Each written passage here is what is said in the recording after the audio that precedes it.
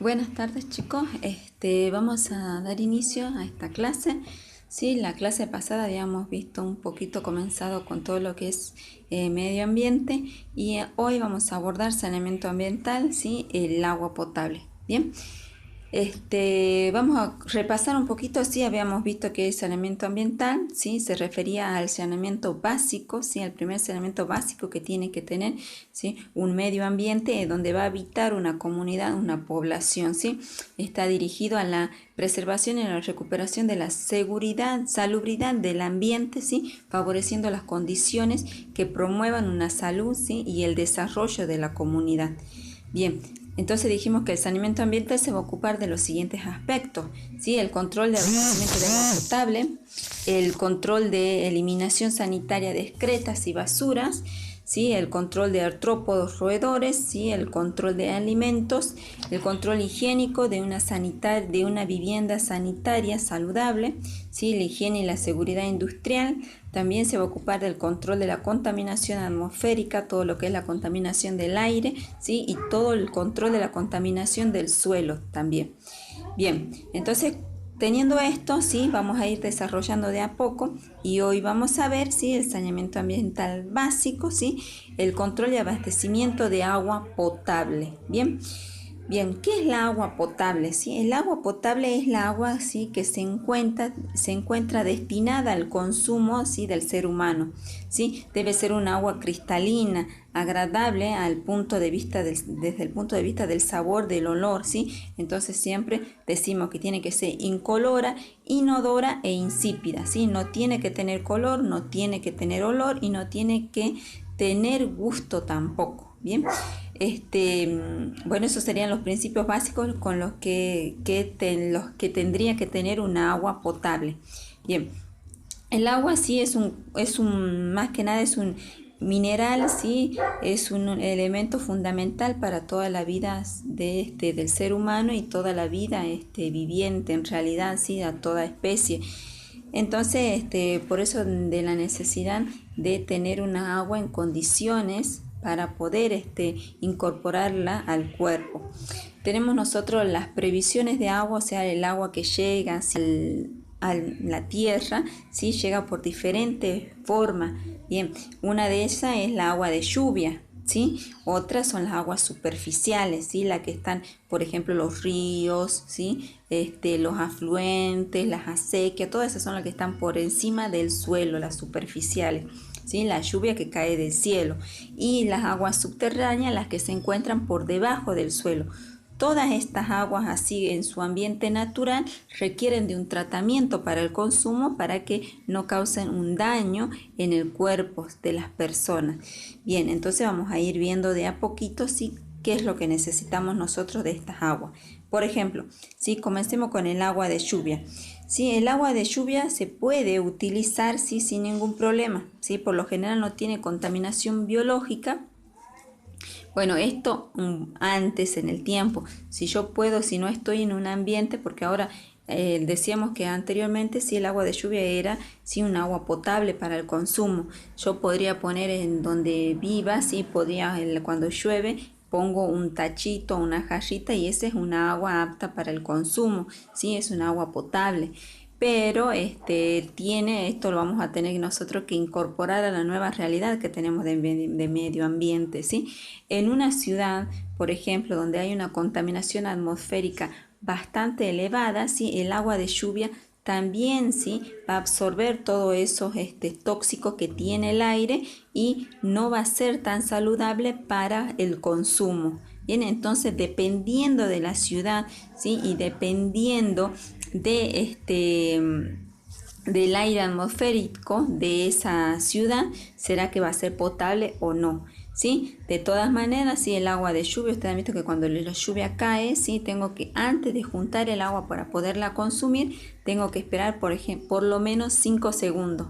¿Sí? Después de 5 segundos, ¿sí?, recién una vez que cae el agua, espero 5 segundos, por lo menos de 5 a 10, ¿sí?, y recién puedo juntar el agua. ¿Por qué? Porque las primeras gotas de agua, sí, que caen de las nubes son las que van a ir limpiando el aire, ¿sí?, y van a arrastrar, ¿sí? del aire, de la atmósfera al suelo todos los micropolvillos, ¿sí? O toda alguna especie de tóxico que ande, si no es muy elevado, si lo de tóxico, lo normal, ¿sí? La contaminación del aire normal, ese polvillo que se levanta en algunos barrios, ¿sí? Todo eso va a caer al suelo y recién yo voy a poder, ¿sí? Después de 5 o 10 segundos, juntar el agua para el consumo. Bueno, tenemos nosotros después las aguas superficiales. Ya dijimos que son todas las que se encuentran en los lagos, en los ríos, en los arroyos, en las lagunas, en las acequias. Todas estas aguas superficiales que se encuentran, ¿sí? en la tierra, a todas estas nosotros vamos a considerar como potencialmente contaminadas, ¿sí? Micrológicamente, sí, muy activas, ¿sí? E inadecuada para el consumo en su manera, en su forma natural para el ser humano, ¿sí? Entonces, todos estos tipos de agua van a requerir, ¿sí? alguna medida, ¿sí? de potabilización. ¿Sí? Después nosotros vamos a ver cuáles son las medidas de potabilización en las que vamos a utilizar, ¿sí? Pero en principio saber que todas las aguas superficiales, ¿sí? son aguas que nosotros consideramos potencialmente contaminadas y con mucho biológicamente con mucho microorganismo, ¿sí? Por ejemplo, ¿sí? en un río, en una laguna, ¿sí? hay mucho vertedero de los animales que se acercan, ¿sí? que realizan, que orinan en el agua, ¿sí? o realizan sus deposiciones en el agua, ¿sí? Tenemos cantidades de insectos que también están por alrededor del agua, o de animales como las ranas. Entonces, incluso están los peces, también si hablamos de ríos o de afluentes.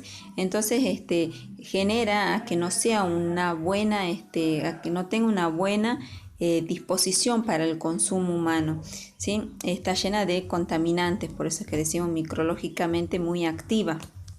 Tengan en cuenta que también hoy por hoy los afluentes de ríos, ¿sí? y de lagunas muchas veces, ¿sí? si hablamos en la actualidad, muchas de las industrias eliminan todos los residuos en ríos o afluentes o en lagunas, ¿sí? Entonces eso genera todavía mucho más la desconfianza en estos tipos de aguas. No se las puede consumir de una manera segura para la población, ¿sí?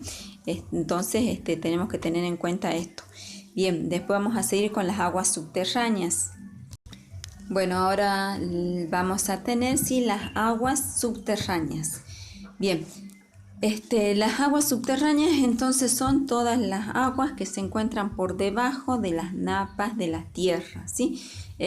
Más que nada en las zonas más rurales que en las zonas urbanas, ¿sí? Si nosotros cavamos, encontramos aguas subterráneas. Bien, estas aguas subterráneas en algún tiempo atrás también eran muy aptas para el consumo en su forma natural, ¿sí? Pero ahora están muy expuestas estas aguas subterráneas también a la contaminación, ¿sí? Porque así como hay contaminación del suelo, ¿sí? Un ejemplo claro en la agricultura, ¿sí? Muchas veces utilizan muchos pesticidas, todo esto lo absorbe el suelo y todo esto, ¿sí? va a ir, ¿sí? puede llegar a las napas, ¿sí? a las aguas subterráneas. Entonces, tampoco se considera, ¿sí? que sea una agua segura para el consumo. Después nosotros vamos a ver, ¿sí? que tenemos diferentes tratamientos del agua, ¿sí? Tengamos en cuenta que estas aguas, ¿sí? son, por ejemplo, cuando se cavan los pozos, ¿sí? Se cavan pozos muy profundos para lograr llegar al agua subterránea y poder tener así una vía, ¿sí? de extracción de agua, pero siempre hay que también realizarle un tratamiento que lo vamos a ver más adelante.